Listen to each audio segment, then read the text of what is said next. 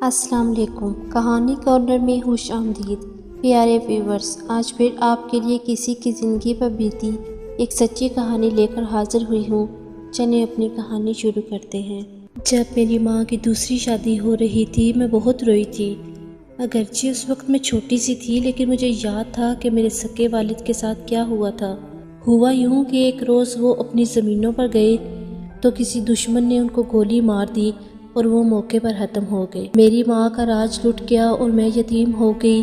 باپ زندہ ہو تو سبھی اس کی اولاد کا چاؤ کرتے ہیں، اب خاندان والے چاہ کیا کرتے وہ مجھے منحوس کہتے۔ 5 برس کی عمر میں زمانے کی ٹھوکروں میں آ گئی۔ سچ ہے یتیم کا اللہ کے سوا کوئی نہیں ہوتا۔ علی پور میں میرے باپ کی زمینیں تھیں مگر ان کے بعد سوتیلے چچا نے زمین پر قبضہ کر لیا۔ وہ اور ان کے سپوت ہمارے خون کے پیاسے ہو گئے۔ جب ان لوگوں نے جینا دوبر کر دیا تو خالہ نے ماں کی دوسری شادی اپنے دیور اللہ بخش کے ساتھ کرا دی تاکہ گاؤں والے ہم کو سکون سے رہنے دیں۔ جب میں نے 5 جماعتیں پڑھ لیں تو ماں نے مزید پڑھانے کی بجائے مجھ کو گھر کے کاموں میں لگا دیا۔ بدقسمتی سے جس شخص کے ساتھ ماں کی دوسری شادی ہوئی وہ مستقل مزاج نہ تھا، کبھی کماتا اور کبھی دنوں بیکار گھر میں پڑا رہتا۔ اس طرح گزارا مشکل ہو گیا اور گھر کا سکون بھی مالی پریشانی کے سبب جاتا رہا۔ روز کے فاقوں سے تنگ آ کر ماں مجھے لے کر ماموں کے پاس ان کے گاؤں چلی گئی۔ ان دنوں ان کی دوسری بیٹی جس کا نام تو صاحب بی بی تھا، ماں پیار سے صاحبہ بلاتی تھی، اسے بخشو ابا کے پاس ہی چھوڑ دیا کیونکہ یہ میرے سوتیلے ابا کی بیٹی تھی۔ ماموں کے گھر ہم کو کسی نے بے سکون نہیں کیا۔ 2 وقت کی روٹی بھی مل جاتی تھی لیکن صاحبہ بہت یاد آتی تھی۔ بخشو ابا کے گھر میں ہی اس کو سنبھالتی تھی۔ صاحبہ نے ابا کو بہت تنگ کیا اور رو رو کر بیمار پڑ گئی۔ تبھی ابا نے ہم کو ڈھونڈنے میں کوئی کسر نہ چھوڑی، بالآخر ہمارا سراغ پا لیا۔ ابا نے میری امی سے بہت معافیاں مانگی اور وعدہ کیا کہ اب وہ ضرور کوئی نہ کوئی کام کریں گے اور گھر میں بیکار نہیں بیٹھیں گے۔ ابا بخشو کوئی کام نہ جانتے تھے، پڑھے لکھے بھی نہیں تھے، مجبوراً انہوں نے ٹانگا چلانا شروع کر دیا اور میں ایک ٹانگے والے کی بیٹی کہلانے لگی۔ حالانکہ میرے حقیقی والد زمیندار تھے اور میری ماں نے ان کے گھر زمینداری کا عیش دیکھا تھا، لیکن اب تو ہمارے برے دن آ چکے تھے۔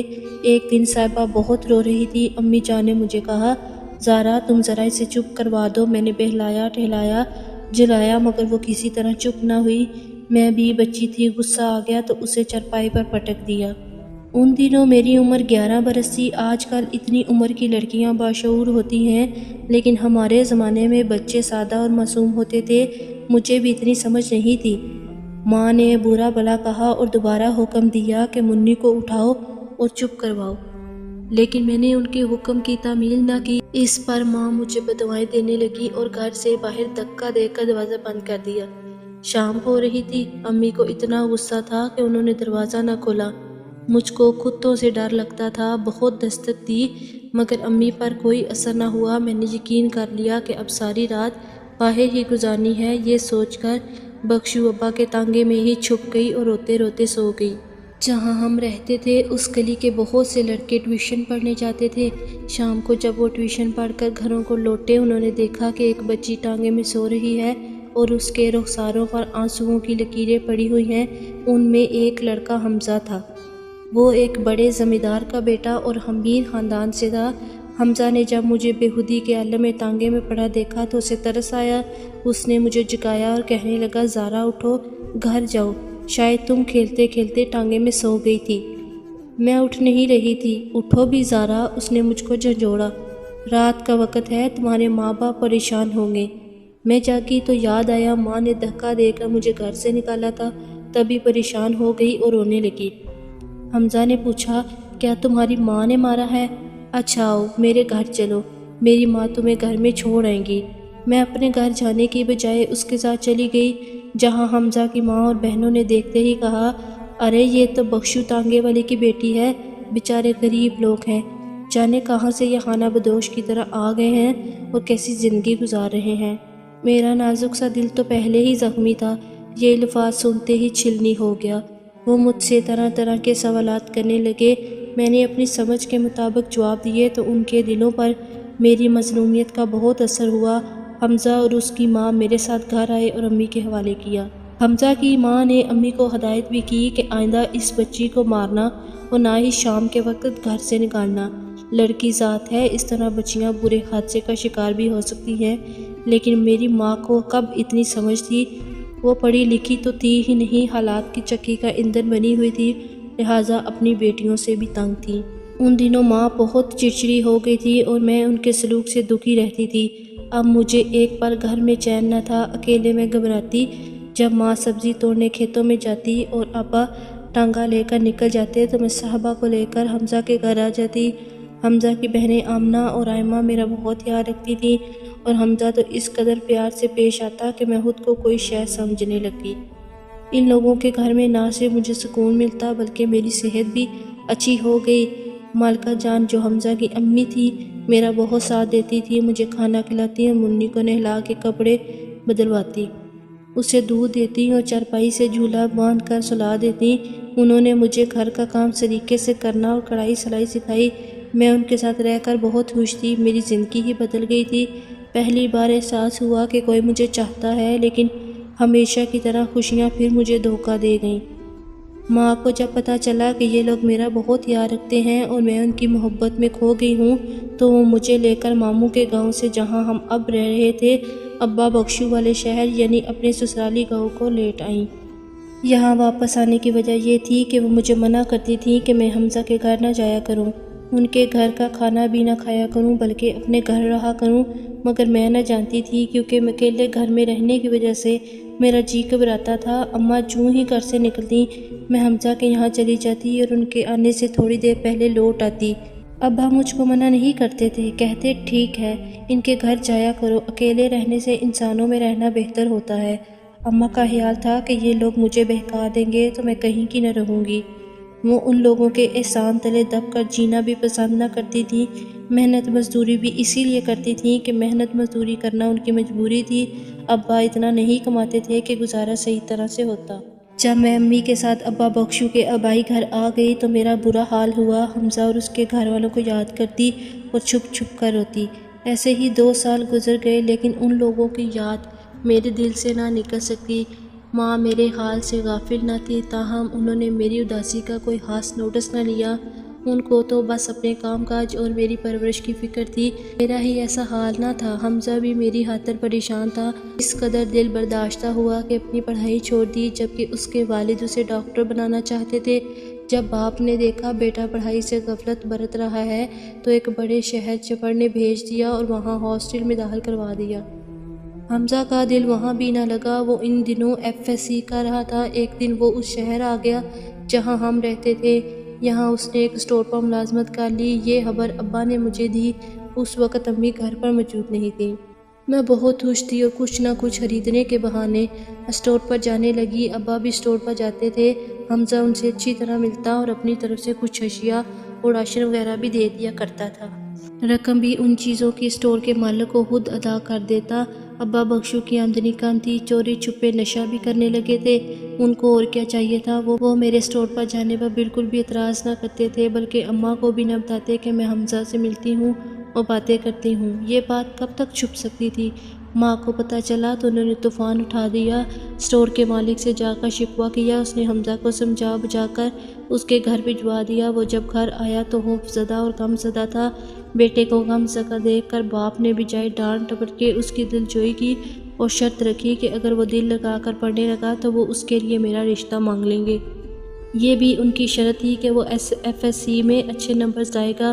حمزہ نے وعدہ کر لیا، جی لگا کر محنت کی اور میرٹ بنا لیا۔ سچ کہتے ہیں کہ محنت میں بڑی برکت ہے۔ اس نے اسی طاقت سے کام لیا اور شاندار رزلٹ دیا تو اس کے والد اپنی شرط و وعدے سے مجبور ہو گئے اور اپنی بیوی کے ہمراہ ہمارے گھر حمزہ کے لیے میرا رشتہ طلب کیا۔ حالانکہ فی زمانہ ایسا نہیں ہوتا، لوگ مجھے ٹانگے والے کی لڑکی کہتے تھے، جبکہ میرا حقیقی باپ تو ذمہ دار تھا، لیکن قسمت نے مجھے بے آسرا اور یتیم کر دیا تھا۔ بہرحال وہ بڑے لوگ اور اچھے خاندان سے تھے، جبکہ میں ایک ٹانگے والے کی بیٹی کہلاتی تھی۔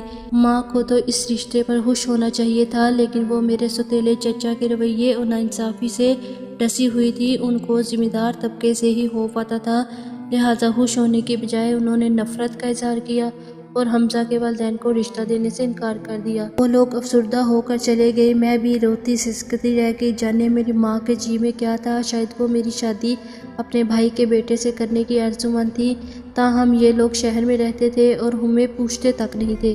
کبھی کبھار اماں خود اپنے مغرور بھائی اور بھابھی سے ملنے چلی جاتی تھی۔ حمزہ کے والدین تو اس انکار پر خاموش ہو بیٹھے، مگر حمزہ کا چین اور قرار لٹ گیا تھا۔ اس کی اب بھی یہی آرزو تھی کہ کسی طرح میں اسے مل جاؤں۔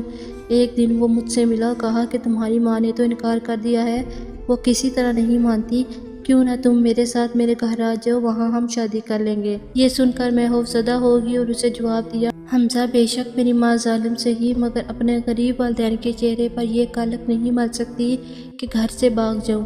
میں یہ کام نہیں کر سکتی، تم مجھے بھول جاؤ، میں تمہارے ابا کو منا لوں گا۔ اس نے کہا، ابا تو راضی ہے، لیکن ماں بھی کوئی ہستی ہے، میں ان کی بددعائی نہیں لوں گی، اور تم جانتے ہو کہ یہ تانگے والا میرا سوتیلا باپ ہے، میرے حقیقی والد تو فوت ہو چکے ہیں، میں ان کی روح کو تکلیف نہیں دینا چاہتی۔ میں ایسا کہتے ہوئے بہت رو رہی تھی۔ اس نے بڑی منتیں کی، وہ گاڑی لایا تھا جو سڑک کے پار کھڑی تھی، لیکن میں نہ مانی، جس کے باعث وہ بہت زیادہ غم زدہ ہو گیا۔ وہ تو یہی چاہتا تھا کہ یہ اچھے خاندان کی بیٹی ہے، اچھے خاندان میں آ جائے، مگر میری حمیت نے گھر سے بھاگنے کو گوارا نہ کیا۔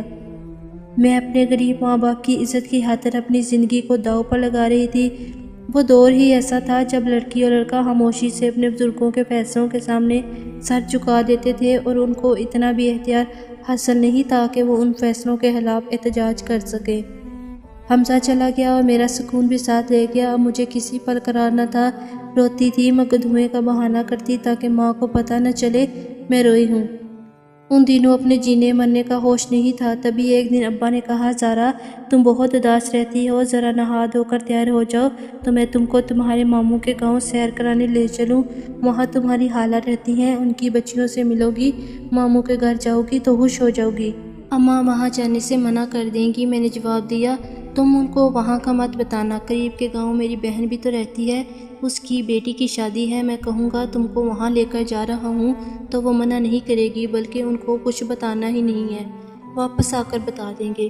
وہ کھیتوں میں کام کر رہی ہیں، ابھی نکل چلو، شام سے پہلے ہم لوٹ آئیں گے۔ میں ابھی اداسی سے تنگ اور اپنے ماحول سے خفا تھی۔ ماں تو ان دنوں مجھے اپنی دشمن نظر آتی تھی۔ میں ابا کی باتوں میں آ گئی اور ماں کے جانے کے بعد منی کو پڑوسن کو تھما کر ابا کے ہمراہ ٹانگے پر بیٹھ کر سیر کو چل دی۔ ابا مجھے شادی میں لے جانے کی بجائے کہیں اور لے گیا۔ یہ ایک گاؤں تھا، بڑا سا پختہ مکان تھا، ارد گرد آبادی تھی، کسی کھاتے پیتے شخص کا ڈیرا تھا۔ اس کی بیوی اور 3 بیٹیاں تھیں، لیکن بیٹا نہیں تھا۔ وہ ہم لوگوں کو گھر میں لے گیا۔ اس کی بیوی نے اپنے شوہر کی ہدایت پر انہوں نے ہماری مہمان نوازی کی اور عمدہ کھانا کھلایا۔ ابا نے کہا، تم تھوڑی دیر یہاں رہو، میں ابھی آتا ہوں، تمہارے ماموں کے گاؤں چلیں گے۔ اس کے جانے کے بعد مجھے پتہ چلا کہ ابا مجھے اس آدمی کے ہاتھ بیچ کر چلا گیا ہے تو مجھے یقین نہ آیا۔ اس گھر کی عورت بولی، میرا خاوند کہتا ہے کہ گھر میں کام کاج کے لیے خریدا ہے، لیکن میں جانتی ہوں کہ اس نے تم سے نکاح کرنے کے لیے تمہیں خریدا ہے، کیونکہ میری 3 بیٹیاں ہیں، بیٹا نہیں ہے۔ اس کی بیوی نے سچ کہا تھا، اس نے مجھ سے زبردستی نکاح کیا۔ میں بھی اب ماں کے پاس جانا نہیں چاہتی تھی، کیونکہ اس کی ضد کی خاطر مجھے یہ دن دیکھنا پڑا تھا جب مجھے پتہ چلا کہ ابا مجھے بیچ کر چلا گیا ہے، تو میرے پاؤں تلے سے زمین نکل گئی۔ مگر اب رونے دھونے چیخنے چلانے کا وقت گزر چکا تھا۔ جس شخص نے نکاح نامے پر میرے دستخط لیے، اس نے بتایا کہ تمہارے والد پر بہت قرضہ چڑھ گیا تھا، قرض دار اس کو دھمکیاں دیتے تھے، تبھی وہ تم کو بیچ گیا ہے۔ اب وہ تمہاری ماں کو جا کر یہی بتائے گا کہ تم کسی کے ساتھ چلی گئی ہو۔ تم کو اب یہی رہنا ہے، مگر میں اور میری بیوی تم کو عزت سے رکھیں گے، بشرطہ کہ تم جھگڑا نہ کرو اور وہ ہمارے ساتھ صلح و سکون سے رہو۔ تم کو یہاں کوئی تکلیف نہیں ہوگی۔ اب میں جاتی تو کہاں، میں تو ان لوگوں کی قید میں تھی، ان کے کسی حکم سے انکار نہیں کر سکتی تھی۔ جانے ابا نے میری ماں کو میرے بارے میں کیا کہا، جانے ماں پر کیا گزری، مجھے خبر نہ تھی، میں جاننا نہ چاہتی تھی۔ ماں اور باپ اب میرے لیے بے معنی تھے۔ سوتن سمجھدار تھی، وہ اپنے شوہر کی فرمانبردار تھی، اور اس کی لڑکیاں بھی، انہوں نے مجھے پیار دیا۔ سوتن نے بڑی بہن کی طرح خیال رکھا، اس کی لڑکیاں میرے آرام کا خیال رکھتی تھیں۔ وہ کہتی تھیں، ہم کو تو بس بھائی چاہیے، کیونکہ ہماری ماں کسی آپریشن کے سبب بچے کو جنم نہیں دے سکتی، ہم چاہتی ہیں کہ ہمارا کوئی بھائی اور وارث ہو۔ ابا نے ہی ایک دن حمزہ کو بتایا کہ میں کہاں ہوں۔ وہ بیچارہ تو یہ سن کر بوکھلا ہی کیا کہ میں ایک ڈھیر عمر اور دل کے مریض شخص کی ملکیت ہو چکی ہوں۔ اسے یقین نہ آتا تھا۔ وہ آس نراز کے عالم میں گاؤں کے کچھ معزز لوگوں کو اکٹھا کر کے میرے خاوند کے ڈیرے پر آیا، لیکن جب اسے پتہ چلا کہ میں اس کی منقوہ ہو چکی ہوں تو وہ واپس چلا گیا۔ میں ادھر روتی اور پچھتاتی تھی، اے کاش حمزہ کے ساتھ ہی بھاگ کر اس کے گھر چلی جاتی تو میری اس کے ساتھ شادی ہو جاتی۔ جس ستیلے باپ کی لاج رکھی اس نے کیا کیا۔ حمزہ کی ڈیرے پر آمد کے بعد میرا شوہر بہت شکی مزاج ہو گیا۔ پہلے بیوی سے کہتا اس پر کڑی نظر رکھو، مگر وہ عورت اعلیٰ مزاج کی تھی۔ مجھے کچھ نہ کہتی، میرا جی گھبراتا تو اپنے ملنے والوں کے گھروں میں بھی لے جاتی تاکہ میرا جی بہلا رہے۔ وہ کہتی یہ بھی بیچاری انسان ہے، کسی کی بچی ہے، اس پر ظلم کرنا ٹھیک نہیں۔ وہ شوہر کو سمجھاتی کہ یہ ایک اچھی لڑکی ہے، نیک دل ہے، اس پر کبھی شک مت کرنا۔ ہمارے اس محلے میں حمزہ کی ایک کزن دلشاد بھی رہتی تھی۔ حمزہ نے اپنی داستان کام مجھ سے سنائی۔ اس نے آ کر مجھے بتایا کہ حمزہ تم سے ملنے آیا ہے۔ وہ بہانے سے مجھے اپنے گھر لے گئی۔ مجھے دیکھ کر وہ رو پڑا، میں بھی رونے لگی۔ جب میں نے بتایا کہ ستیلے باپ نے مجھے بیچا ہے تو وہ یہ سن کر پاگل سا ہو گیا اور اپنے بال نوچنے لگا۔ اس نے ایک مرتبہ پھر مجھے یہاں سے بھاگ جانے کا مشورہ دیا کہ تمہارے ساتھ زبردستی میں دھوکہ ہوا ہے، یہ شادی درست نہیں، ہم عدالت سے رجوع کریں گے۔ جب اس نے یہ بات کہی تو میں گہری سوچ میں ڈوب گئی۔ جب میری ماں کی دوسری شادی ہو رہی تھی اور میں اپنے حقیقی باپ کو یاد کر کے رو رہی تھی، کس سوچ میں گم ہو گئی ہو، جواب کیوں نہیں دیتی؟ حمزہ نے مجھے جھنجھوڑا مگر میں خاموش تھی۔ میں امید سے تھی، اس کو کیسے کہہ دیتی کہ تمہارے ساتھ چلتی ہوں۔ میرے اور حمزہ کے بہت سے خواب تھے، مگر اب کچھ امیدیں میں نے اپنے ہونے والے بچے سے وابستہ کر لی تھیں۔ حمزہ مجھ سے لاکھ محبت کرتا، لیکن وہ کسی اور کے بچے سے تو وہ پیار نہیں کر سکتا تھا جو کوئی سگا باپ اپنے بچے سے کر سکتا ہے۔ تبھی میں نے یہ جانا کہ ایک شادی شدہ اور بچے والی عورت شوہر کے گھر سے بھاگے تو ساری زندگی زمانہ اسے باقی ہوئی عورت ہی کہے گا، اور یہ بات ان کی اولاد کے لیے ایک تانا بن جائے گی۔ اب جو کچھ خدا نے مقدر میں لکھ دیا تھا مجھے مل گیا تھا۔ یہی سوچ کر حمزہ سے کہا کہ مجھے عدالت تک مت لے کے جاؤ، میں اب تمہارے ساتھ جانے کے لائق نہیں ہوں۔ یہ سن کر اس کے دل کو ٹھیس لگی اور وہ بد دل ہو کر چلا گیا۔ اس کے والد نے سمجھا بجھا کر اسے پڑھنے کے لیے لاہور بھجوا دیا۔ وقت گزرتا رہا، میں نے نئے حالات سے رفتہ رفتہ سمجھوتہ کر لیا، کیونکہ اب ایک بچی کی ماں بن چکی تھی۔ میرے شوہر کی قسمت میں ابھی لڑکا نہیں تھا، سو اس بار میرے وطن سے بھی لڑکی نے جنم لیا، یوں اس کی 4 بیٹیاں ہوں گی۔ ایسے ہی بہت سے برس بیت گئے۔ حمزہ نے پڑھائی مکمل کر لی اور اعلیٰ تعلیم کی خاطر بیرون ملک چلا گیا۔ حمزہ کے جانے کا مجھے دکھ تھا، چونکہ اس کی کزن دلشاد سے اس کے بارے میں خبریں ملتی رہتی تھیں۔ وقت گہرے سے گہرے زخم بھی بھر دیتا ہے۔ وہ شادی شدہ عورت تو پھر گھرداری اور بچوں کی گہما گہمی میں سب کچھ بھول جاتی ہے۔ اسے بس اتنا ہی یاد رہ جاتا ہے کہ اس کا حسرتوں بھرا دل کبھی کسی کو چاہتا تھا، کبھی کسی کے ساتھ گھر بسانے کے خواب دیکھے تھے۔ مرد مگر اپنی محبت کو شاید نہیں بھلا پاتے۔ اگر مرد کو کسی لڑکی کے ساتھ سچی محبت ہو جائے تو وہ خود مختار ہوتا ہے، پھر شادی کرے یا نہ کرے۔ حمزہ بھی شادی نہ کرنا چاہتا تھا، لیکن اس کی والدہ نے رو رو کر اس کی شادی کروا دی۔ اس کی بیوی حسین و جمیل تھی، مگر میری یاد اور میرا ذکر اس کی شریک حیات کی روح کو جلا دیتی تھی۔ دونوں میاں بیوی میں نہ بن سکی اور ان کی طلاق ہو گئی۔ میری شادی کو 15 برس بیت چکے تھے۔ ایک دن اپنی سب سے چھوٹی بیٹی کو لے کر شہر کے ایک ڈاکٹر کے پاس گئی۔ یہ نیا ڈاکٹر بیرون ملک سے پڑھ کر آیا تھا۔ ڈاکٹر کو دیکھا تو چونک گئی، گھبرا کر نقاب ڈال لیا۔ باری آنے پر بیٹی کو دکھایا۔ میری سانسیں بے ترتیب ہو رہی تھی، وہ بھی میری آواز سن کر گمسم تھا۔ میں ساری رات نہ سو سکی۔ اتنے سالوں بعد اسے دیکھا تو بیٹی کی بیماری بتانا ہی بھول گئی۔ اس نے اچھی طرح چیک اپ کیا۔ میرا خیال تھا وہ بھلا چکا ہے، لیکن جو ہی اٹھنے کو ہوئی تو اس کی آواز میرے کانوں میں پڑی اور قدم تھم گئے۔ اس نے کہا، زارا تم چاہے جتنے نقاب اوڑھ لو، میں تم کو پہچان لوں گا۔ پہچان کی خوشبو کبھی نہیں مرتی۔ میں نے تمہاری موجودگی اسی وقت محسوس کر لی تھی جب پہلے دن تم نے یہاں قدم رکھا تھا۔ اچانک جیسے وقت تھم گیا، چلتی ہوئی سوئیاں رک گئیں، بس دونوں طرف خاموشی تھی۔ جانے کتنا وقت بیت گیا پتہ ہی نہ چلا۔ مدتوں بعد وہ بچھڑے ہوئے ملے تھے، آج بھی جیسے حمزہ کو میرا انتظار تھا۔ حمزہ کی شادی اس کے والد نے قسم دے کر کروائی تھی، کیونکہ وہ بستر مرگ پر تھے۔ اس کی 2 بیٹیاں اور 1 بیٹا تھے، میری تھی 2 بیٹیاں اور 1 بیٹا تھے۔ اتنا وقت گزر جانے کے باوجود اس کے دل کے دروازے میرے لیے کھلے ہوئے تھے۔ میں خود بھی چلتے چلتے تھک چکی تھی، شوہر کا انتقال ہو گیا تھا، میں سسرالی رشتہ داروں کے رحم و کرم پر جی رہی تھی کہ میرے 3 بچے تھے۔ دکھوں کے بوجھ تلے دبی میں اکیلی لکڑیوں کی طرح سلگ رہی تھی، اپنی بیوی کو سنبھالتے ہوئے بیٹیوں کی فکر سے گلتی جاتی تھی۔ میرے حالات جان کر آج پھر حمزہ نے کہا کہ تم کو میری ضرورت ہے اور اللہ تعالیٰ نے مجھے اتنا دیا ہے کہ اگر تم چاہو تو میں تم کو اور تمہارے بچوں کو اپنا سکتا ہوں۔ میں نے جواب دیا، بچیاں ان کے چچا اور دادا مجھے نہیں کرنے دیں گے، میں کیسے اپنی بیٹیوں سے منہ موڑ سکتی ہوں؟ ان کے سروں پر باپ کا سایہ نہیں ہے، ماں بھی نہ رہے تو وہ کس حال میں جئیں گی؟ اب جہاں ہوں وہیں ٹھیک ہوں، بڑھاپے کی دہلیز پر قدم رکھ چکی ہوں اور تمہارا گھر بسا ہوا ہے، میں اس میں انتشار نہیں پھیلا سکتی۔ ایک بار میں نے حمزہ کی محبت کو ٹھکرایا، ماں باپ کی عزت کی خاطر، دوسری مرتبہ اپنے شوہر کی عزت کی خاطر اور تیسری مرتبہ اپنی بیٹیوں کی خاطر، جن کے مستقبل کو میں کسی خاطر یا اقدام سے تانا نہیں بتانا چاہتی تھی۔ میں الٹے قدموں وہاں سے پلٹ آئی، گھر آ کر دل کھول کے روئی تھی، کاش وہ مجھے زندگی کے اس موڑ پر دوبارہ نہ ملتا۔